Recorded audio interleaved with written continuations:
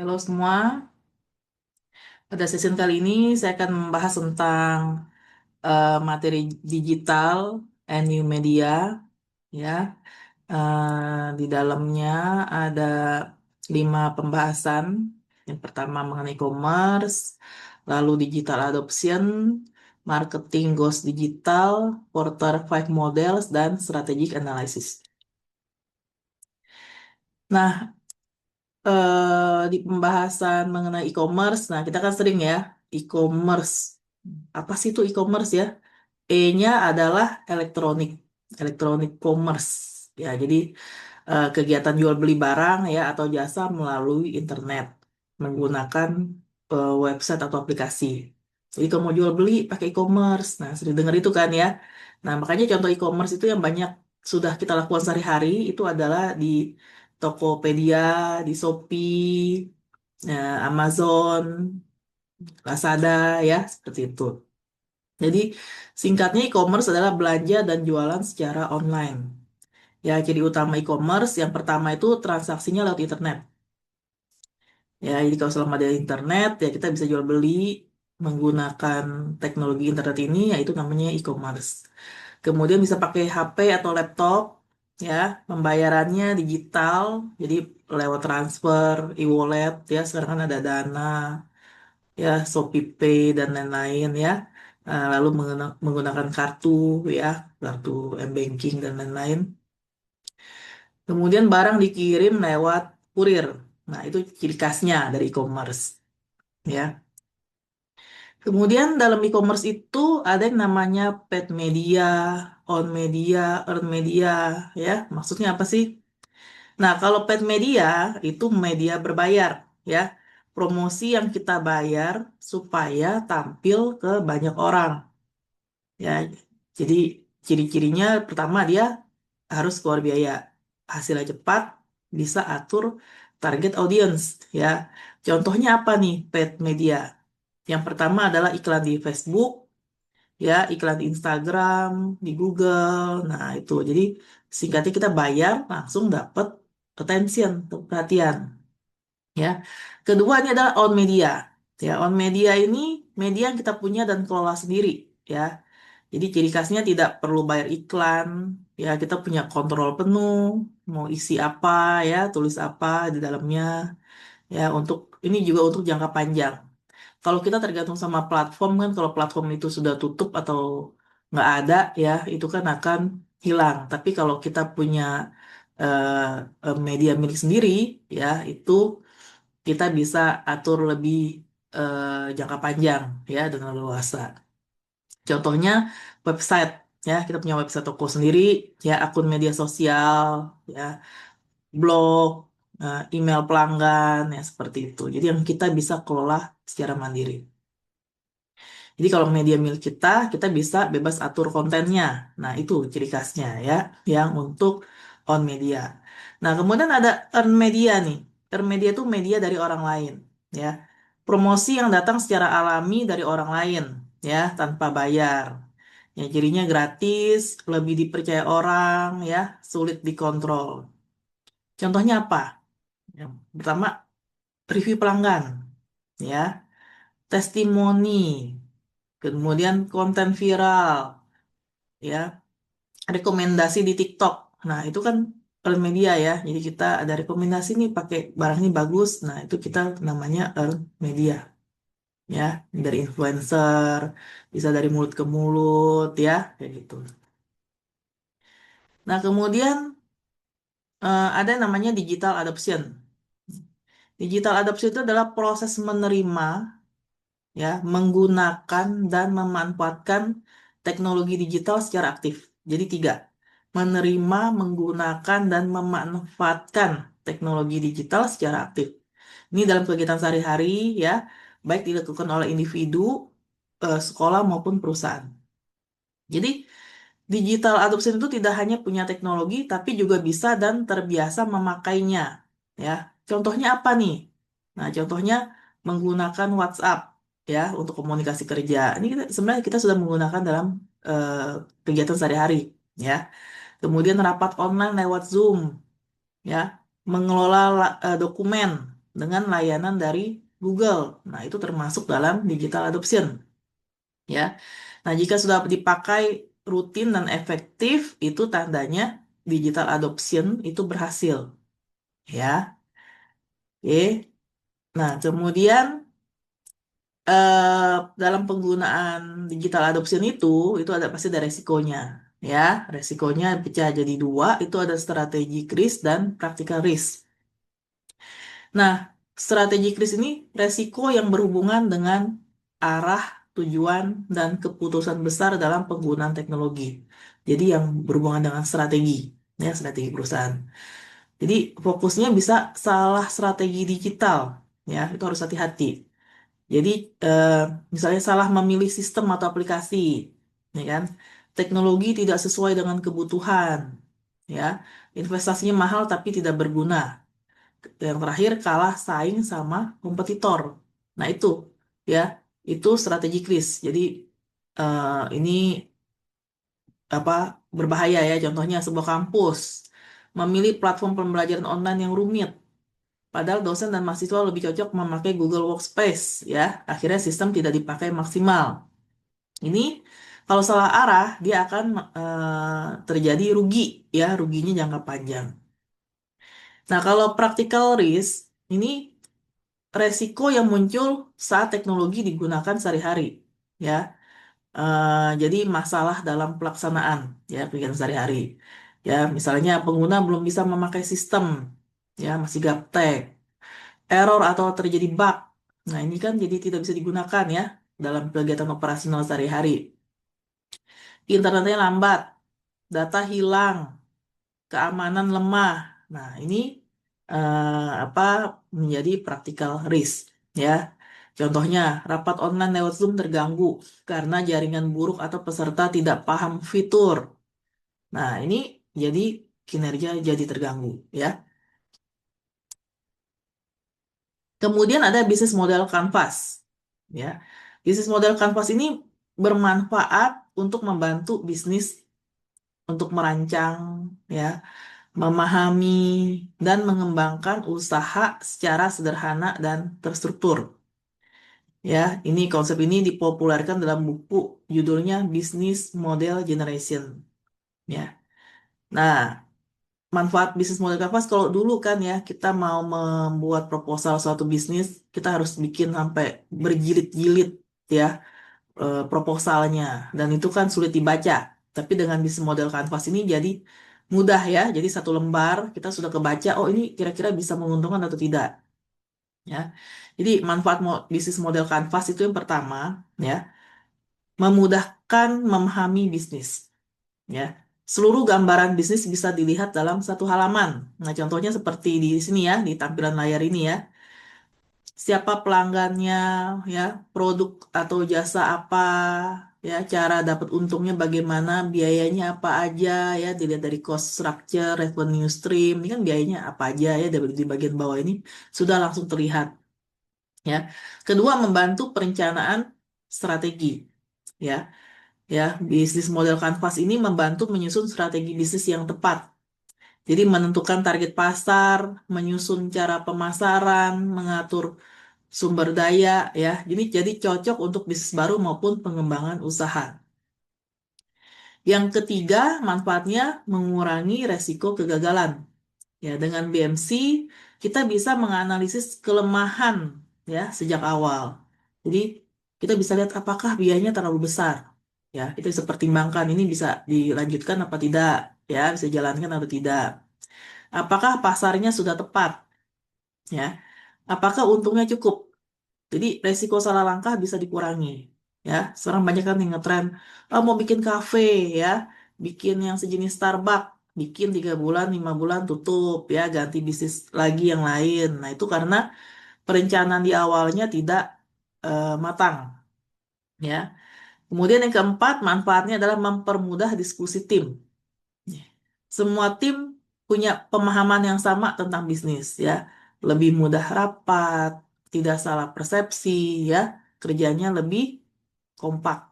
Ya, di sini jadi sangat membantu untuk kerja kelompok atau organisasi. Ya.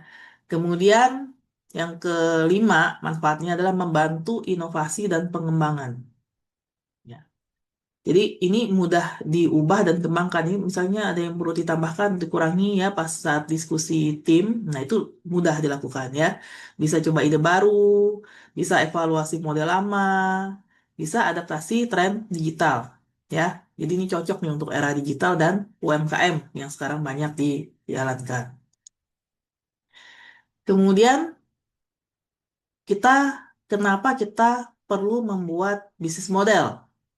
Ya, nah ini saat berbisnis kita kan perlu tahu nih kita mau pakai model bisnis yang bagaimana ya. Nah, ini manfaatnya menentukan arah usaha. Jadi model bisnis membantu menjawab siapa target pelanggan kita, ya, apa produk atau jasanya, bagaimana cara menghasilkan uang. Kalau kita dalam membangun bisnis, kita ikutin kerangka-kerangka yang sudah ada gitu ya. Jadi kita lebih eh, berjalan dengan tujuan yang jelas. Ya, kalau tanpa model bisnis itu usaha bisa jalan tanpa tujuan yang jelas. Jadi kita bisa salah arah, ya. Jadi pakai insting atau pakai apa prediksi secara naluri pribadi, ya, atau dari kanan kiri aja, ya itu kurang ya. Tetapi dengan adanya apa kita membuat model bisnis, kita akan tahu arah kita kemana dan bagaimana cara menggapainya, ya. Prosesnya itu akan lebih terukur. Kemudian yang kedua, mengurangi resiko kegagalan. Ya. Dengan perencanaan kita bisa mengantisipasi masalah sejak awal. Ya, contohnya, oh ini biaya terlalu besar, ya, pasarnya tidak cocok.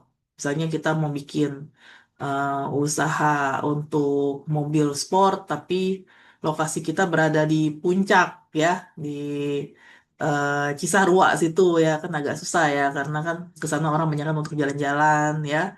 Pasti adalah pertimbangan-pertimbangan bisnis, ya. Jadi seperti itu, eh, harganya tidak kompetitif, ya. Jadi kita lihat juga pasar kita itu bagaimana gitu ya untuk kelas menengah bawah, menengah atas, atau yang apa yang lebih tinggi lagi, ya. Nah itu kita bisa mencocokkan dengan produk atau jasa yang akan kita tawarkan.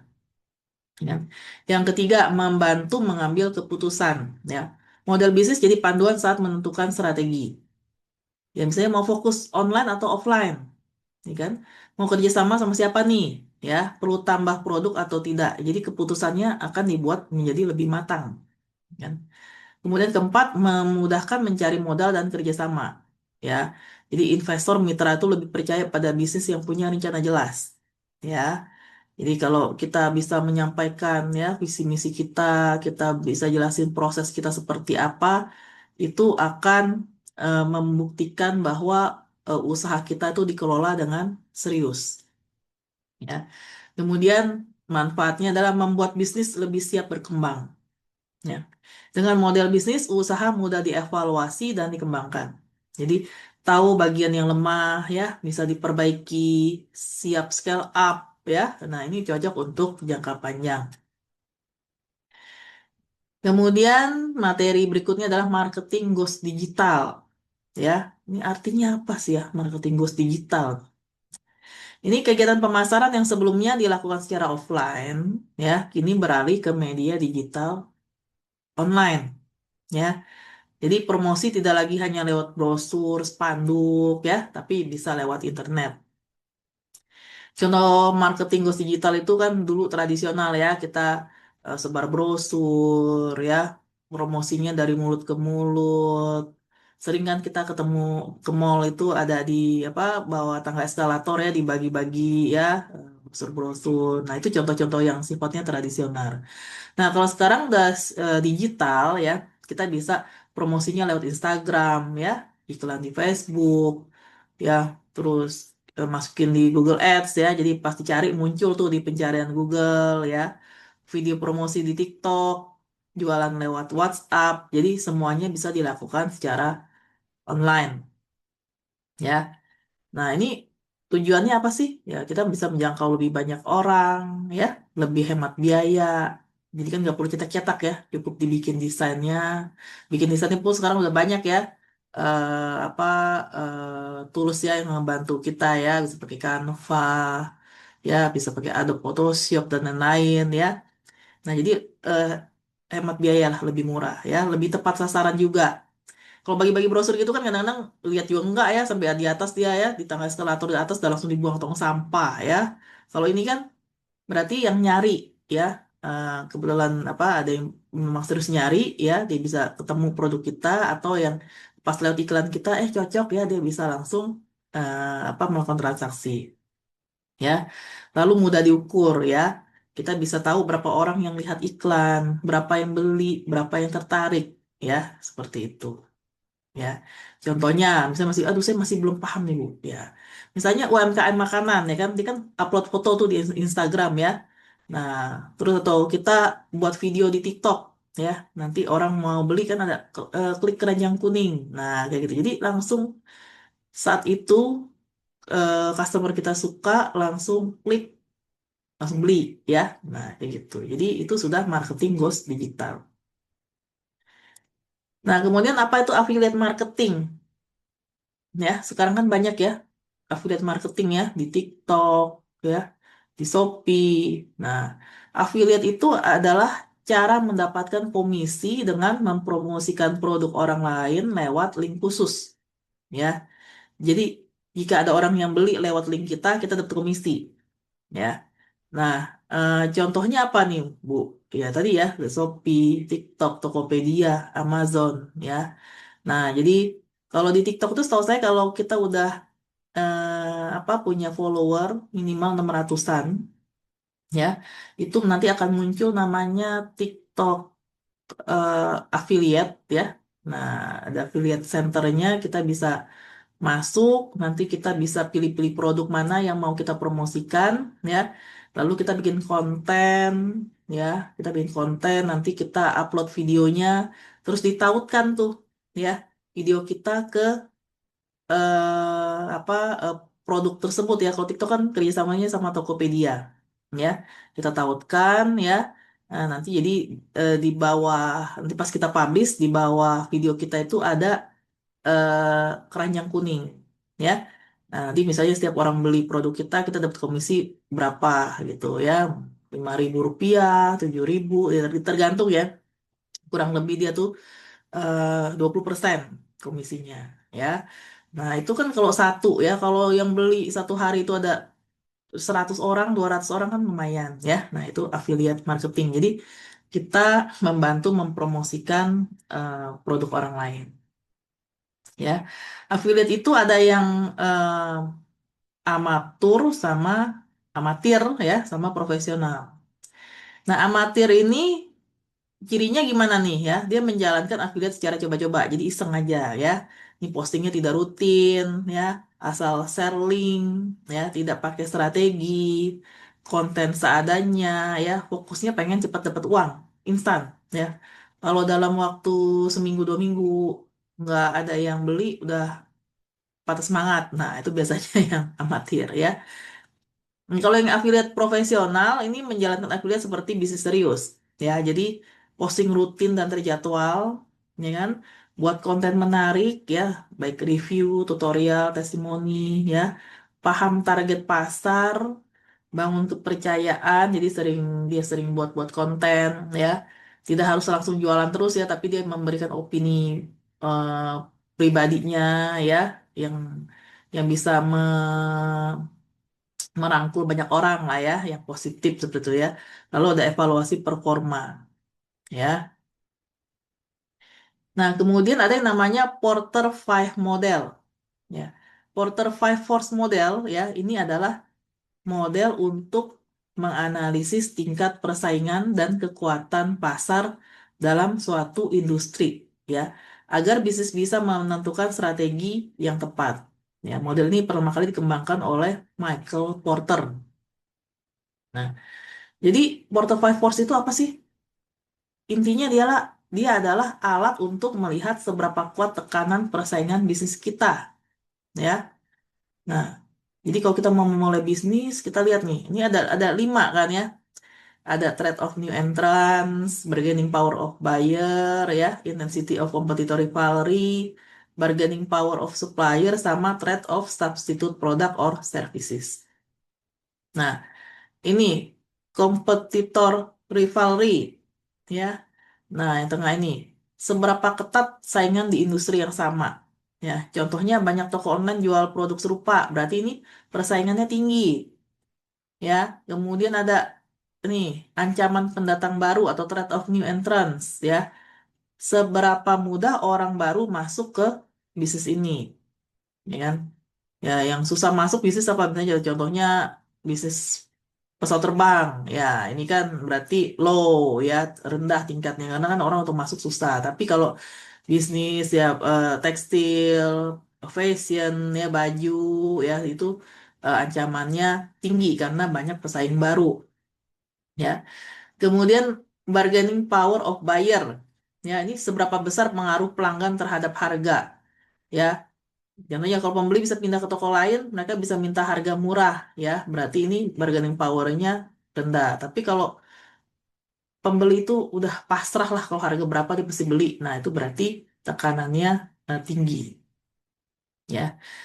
Nah, kemudian ada kekuatan pemasok, ya, bargaining of supplier. Ini seberapa kuat posisi penyuplai bahan, ya. Kalau bahan baku cuma satu supplier, kita sulit nego harga, ya. Berarti suppliernya kekuatan supplier itu tinggi, ya. Tapi kalau kita punya banyak supplier kan kita bisa, oh dia nggak mau kasih, kita bisa eh, beli ke tempat lain, itu berarti bargaining power of suppliernya itu rendah, ya. Kemudian ada trade of substitute product or services, ya. Ini ancaman produk pengganti, ya. Apakah ada produk lain yang bisa menggantikan produk kita? Ya contohnya tadi kan kalau pesawat terbang, ya kan. Ancaman produk penggantinya apa ya? Naik kereta api, ya, naik bus, ya. Nah, jadi eh, bisa nggak yang menggantikan produk kita gitu, ya. Nah, tapi kan tetap pesawat terbang itu trade of substitute product or service-nya masih tinggi, ya. Dalam arti masih banyak bisa penggantinya. Tapi kalau dari segi kenyamanan, ya kan, kalau dari Jakarta ke Bali, ya kan, naik pesawat terbang cuma 1 sampai 2 jam, ya kan? Kalau naik kereta api udah berapa belas jam, ya bisa. Apalagi naik bus ya bisa 2 hari 2 malam, ya. Nah jadi itu, jadi dipertimbangkan dari yang bisa menggantikan produk kita. Kemudian ada perceptual mass. Sebenarnya cocoknya sih dibilangnya perceptual map, ya. Ini peta visual, ya, peta visual yang menunjukkan bagaimana konsumen memandang posisi suatu merek dibandingkan merek lain di pasar, ya. Nah, ini paling banyak nih dibahas di marketing manajemen, ya. Jadi peta persepsi konsumen tentang merek. Ya, peta ini menunjukkan merek dianggap mahal atau murah, ya ini kan mahal, ya sudah kanan untuk murah, tinggi atau rendah, modern atau tradisional, premium atau biasa. Nah, contohnya ini ada mobil yang kategorinya cheap and sporty, ini masuk di Toyota, ya. Kalau expensive dan sporty, ya ini kan Audi, BMW, ya, Porsche, Ferrari. Jadi baca seperti itu.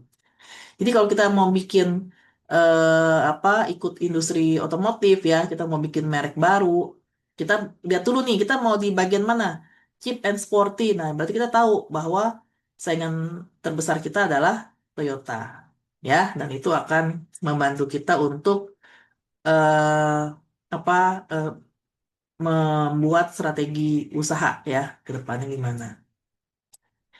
Kemudian ada strategi analisis, ya, ini ada proses menganalisis kondisi, ya, eksternal dan internal organisasi untuk menentukan strategi terbaik di masa depan.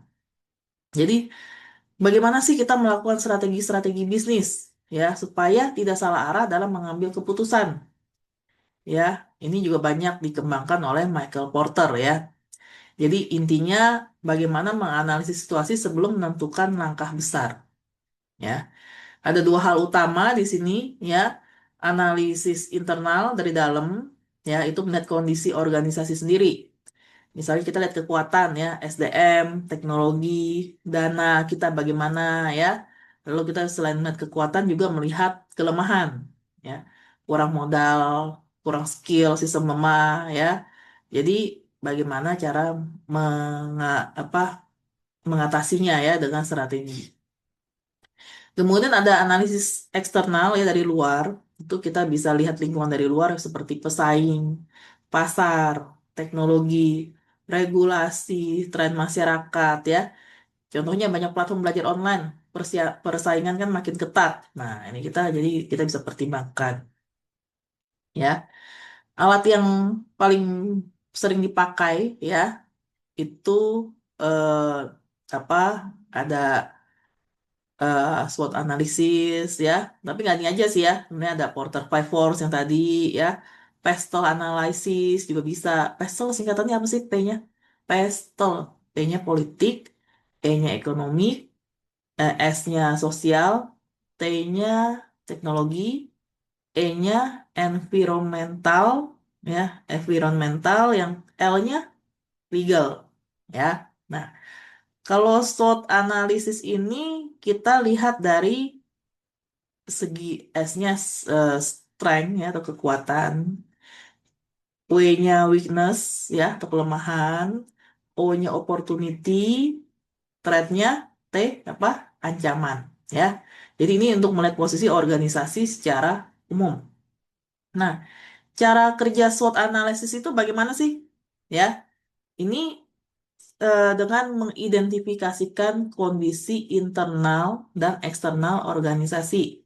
Ya, lalu menggabungkannya untuk menentukan strategi yang tepat. Bagaimana? Ya. Nah, langkah-langkah cara kerja SWOT analisis itu kita bisa identifikasi strength, kekuatan, ya, cara kelebihan, kita cari dulu kelebihan dari dalam organisasi, ya. Misalnya, oh produk kita berkualitas nih, ya, nggak ada deh yang bisa saingin, ya kan? Timnya solid, ya, lokasi strategis, reputasinya baik. Nah ini jadi strength kita, kekuatan kita, ya. Nah jadi saya jadi teringat nih ya, apa leader-leader yang baik itu ya, kalau dia bisa membuat tim yang solid itu adalah satu strength, kekuatan untuk organisasi tersebut. Tuh, ya. Jadi apa yang menjadi keunggulan kita itu pertanyaan utama untuk identifikasi strength. Untuk weakness ya, nah kita cari kekurangan dari dalam organisasi. Contohnya modal terbatas, ya, kurang SDM digital, promosinya lemah, teknologinya tertinggal. Nah, pertanyaan utama di weakness ini adalah apa yang perlu diperbaiki. Nah, itu ya. Yang ketiga adalah eh, apa opportunity, peluang, ya, peluang. Kita cari peluang dari luar organisasi. Misalnya pasar online ini lagi berkembang, berarti kita bisa ikut ya, masuk nih ya. Tren digital naik, adanya dukungan pemerintah, minat masyarakat tinggi. Nah, itu menjadi peluang ya, opportunity untuk kita untuk maju seperti itu. Ya, jadi pertanyaan di O itu adalah kesempatan apa yang bisa dimanfaatkan. Ya. Kemudian yang keempat ya, yang terakhir itu adalah threat atau ancaman. Nah, ini cari ancaman dari luar. Ya. Kita lihat banyak pesaing misalnya ya. Nah, ini kan berarti ancaman ya. Harga bahan naik ya, apalagi ini sekarang udah mau lebaran ya. Puasa, lebaran, kemarin Imlek ya kan harga bahan naik ya. Nah, ini berarti ancamannya perubahan aturan ya, regulasi. Kalau regulasi sering berubah juga itu ancaman ya. Kemudian produk tiruan. Bagaimana kita membuat produk kita ini tidak mudah ditiru ya, karena banyak kan sekarang ya.